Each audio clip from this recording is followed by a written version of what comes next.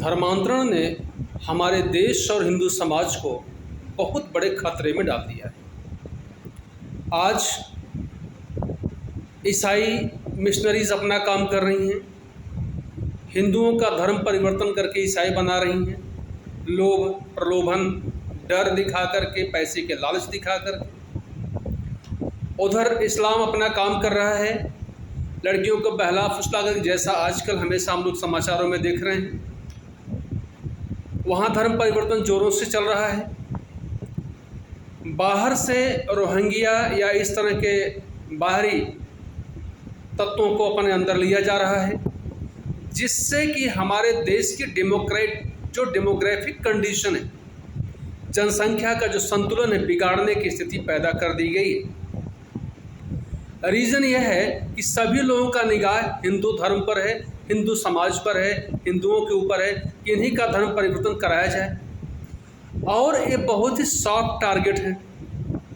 हिंदू समाज के बच्चों का, बच्चियों का, उनको बहलाना फुसलाना, उनको अपने धर्म में कर लेना, शामिल कर लेना एक बहुत ही इजी टास्क है।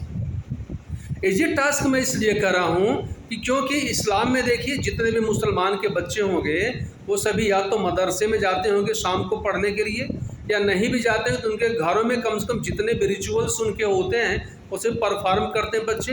अपने दीन के बारे में, धर्म के बारे में सभी जानकारी उन बच्चों को है।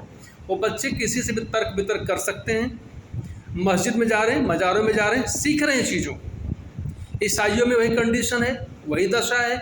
उनके बच्चे भी चर्च में जा रहे हैं, अपने रिचुअल्स को सीख रहे हैं, अपने धर्मों को मना रहे हैं, त्योहारों को मना रहे हैं और बखूबी मना रहे हैं, पूरे जोशो खरोश से मना रहे हैं। कहीं पर किसी भी तरह की पाबंदी नहीं है, कहीं पर किसी तरह का अफवाह नहीं है, कहीं पर किसी तरह के बहुत बुद्धिजीवी लोग वहाँ पर नहीं आ रहे। उलट हिंदू समाज में आप देख लीजिए, हिंदू समाज में आज तो वो दशा है कि आज कांवड़ यात्रा चल रही है तो बड़े बड़े बुद्धिमान बोलते हैं कांवड़ यात्रा से क्या मतलब भाई, पढ़ो लिखो। एक कविता एक की आई अभी, पढ़ो लिखो मानव बनो, कांवड़ लेके क्या फ़ायदा है। अरे 365 दिन में से 2 दिन बच्चे ने कांवड़ लेके तपस्या कर ली, अपने को तपाया है उसने किसी एक विशेष उद्देश्य के लिए। ये तप का भाग है, ये उनके समझ में नहीं आएगा जो हिंदू धर्म को नहीं जानते हैं। और हमारे बच्चे इन सब चीज़ों से डिग जाते हैं क्योंकि उनको हिंदू धर्म की गहराई मालूम ही नहीं। हमें न अपने रामायण का ज्ञान है, न तो गीता का ज्ञान है, न ही वेदों का ज्ञान है। वेदों का ज्ञान तो बहुत ऊंची चीज़ है जो सबके बस की बात नहीं है। हम लोगों को, हमारे बच्चों को, हमारे परिवार को जो छोटे मोटे रिचुअल्स हैं, एक सामाजिक जीवन में, रोज़मर्रा के जीवन में, दैनिक दिनचर्या में, वो भी हमारे बच्चों को नहीं मालूम है। हमारे बच्चे रील्स पर बिजी हैं, हमारे बच्चे कंप्यूटर में बिजी हैं, हमारे बच्चे इन सब चीज़ों को पिछड़ापन मानते हैं। ये बहुत पीछे की सोच है, इसमें क्या फ़ायदा है। और वहीं पर और धर्मों के बच्चे उन्हीं पिछड़ोपन को 1400-1500 साल 2000 की गुलामी की जो मानसिकता उन्हीं को लेकर के आज एडवांस बन रहे हैं अपने आप को। जबकि हिंदू समाज में, हिंदू धर्म में हर चीज़ जो है वैज्ञानिक प्रमाणिकता के साथ है, आप नकार नहीं सकते हैं। 30 त्यौहार से लेकर जितने रिचुअल्स हैं सबकी बात कही जा रही है। तो हमने अपने बच्चों को शिक्षा देना ही बंद कर दिया। धार्मिक शिक्षा का मतलब क्या हुआ, हमारे यहाँ धर्म के रिचुअल से नहीं है। पैर छूना भी धर्म है, विद्यार्थी का काम है पढ़ना, वो भी धर्म है, माता पिता की सेवा करना वो भी धर्म है, राष्ट्र की रक्षा करना, समाज की रक्षा करना वो भी धर्म है।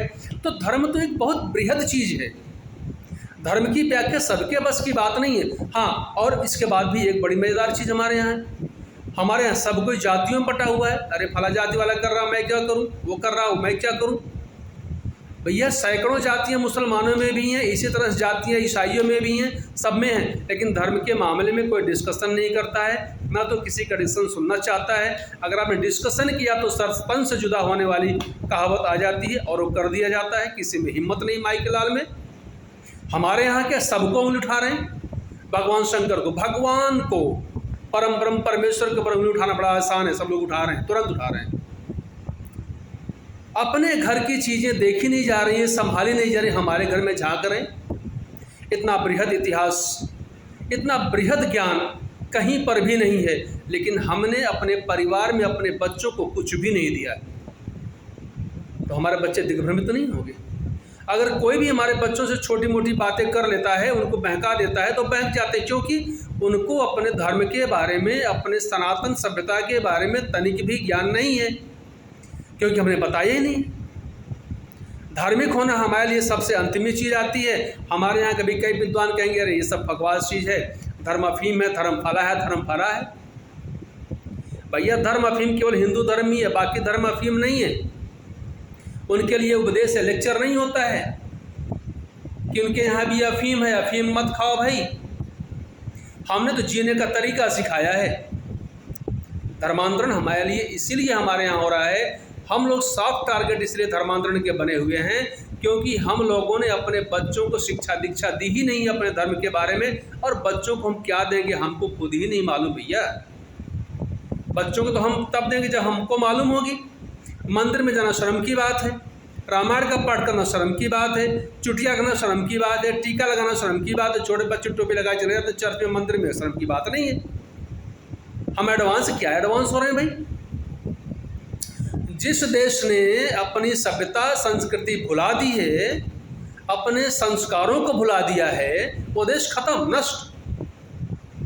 भैया 57 मुस्लिम देश हैं, वो सब मुस्लिम देश थे? नहीं न थे। वहाँ के लोगों ने अपनी सभ्यता संस्कृति सब भुला दी, समर्पण कर दिया, खत्म हो गई कहानी।